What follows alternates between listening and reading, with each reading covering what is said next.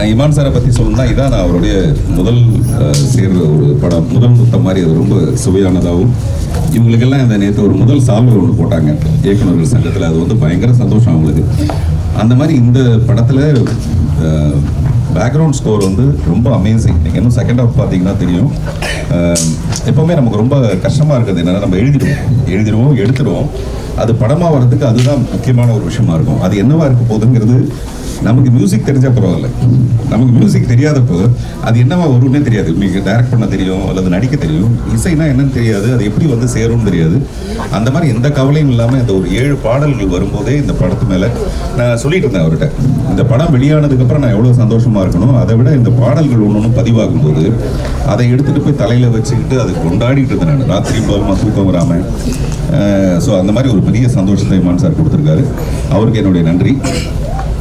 இதை ஏன் புத்திசாலித்தனமாக தேங்க்ஸ் கிவிங் சொல்கிறோம்னா, இந்த படத்தோட தயாரிப்பாளர்கள் ஒரு 4 பேர் இருக்காங்க. கால்டுவெல் வேல் நம்பி, பாலா சுவாமிநாதன், பிஞ்சு ஸ்ரீனிவாசன், ரஞ்சித் தண்டபாணி அப்படின்னு ஒரு 4 பேர் இருக்காங்க. அவங்க 4 பேரும் என் மேலே ஒரு பயங்கர நம்பிக்கை வச்சு தான் இரவு நிலையில் எடுத்தாங்க. மறுபடியும் இந்த படத்தில் நான் இன்னும் பணத்தை திருப்பி கொடுக்கறதுக்கான விஷயம் வந்து இன்னும் வரல.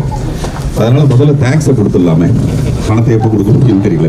அட்லீஸ்ட் சின்சியரான ஒரு தேங்க்ஸை மட்டும் முதல்ல சொல்லிடலான்னு.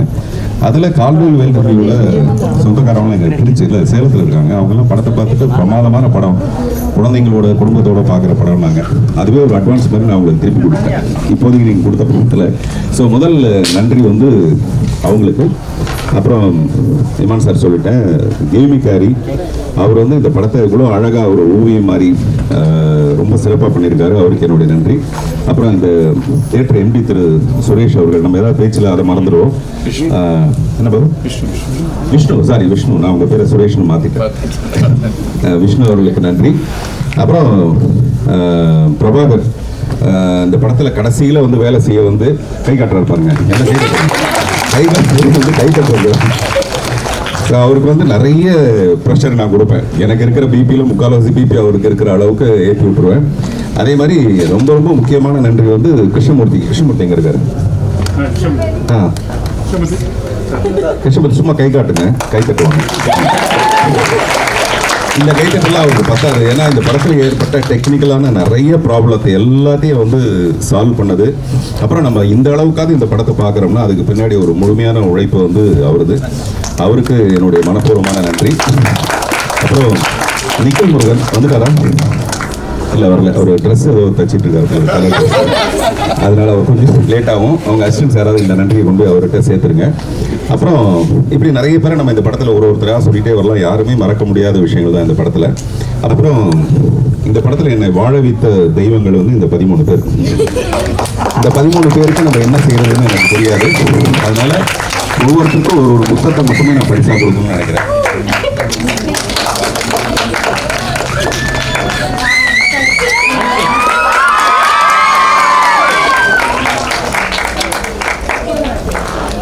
இந்த நேரத்தில் கொஞ்சம் கண்கலங்க.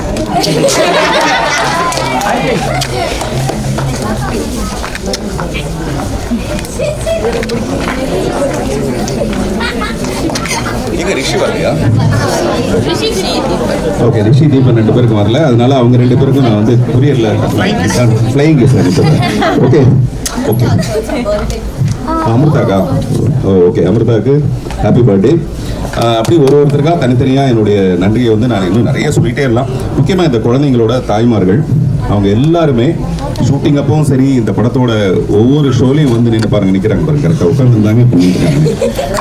அதனால அவங்களுடைய சந்தோஷம் தான் என்னுடைய உண்மையிலேயே இந்த படத்தில் எனக்கு கிடைச்ச முதல் சந்தோஷம். இந்த 13 பேரோட சந்தோஷம் இருக்குது பார்த்தீங்களா, அதை வந்து நான் ரொம்ப பெருமையாக பார்க்குறேன். சில நேரத்தில் சில படங்கள் வெளியாகவே போயிடுது. அந்த மாதிரி தான் இந்த படம் ஒரு 3 மாசமாக ரொம்ப சிரமப்பட்டுக்கிட்டே இருந்தது. என்னுடைய ஆசைலாம் என்னன்னா, இந்த முதல்ல நடித்த இந்த படங்களை, இந்த பசங்களுடைய படம் வந்து வெளியாகி அவங்க அதை ஸ்க்ரீனில் பார்த்தாங்கன்னாவே எனக்கு பல கோடி எனக்கு லாபம் கிடைச்ச மாதிரி. அந்த வகையில் இவங்க எல்லாரும் அவங்கள ஸ்க்ரீனில் பார்க்கறது. அப்புறம் அதுக்கு முன்னாடி இந்த படத்தோட நான் ரொம்ப நன்றி சொல்ல வேண்டிய ஒரு ஆள் இருக்காங்க. கேட்டுமா?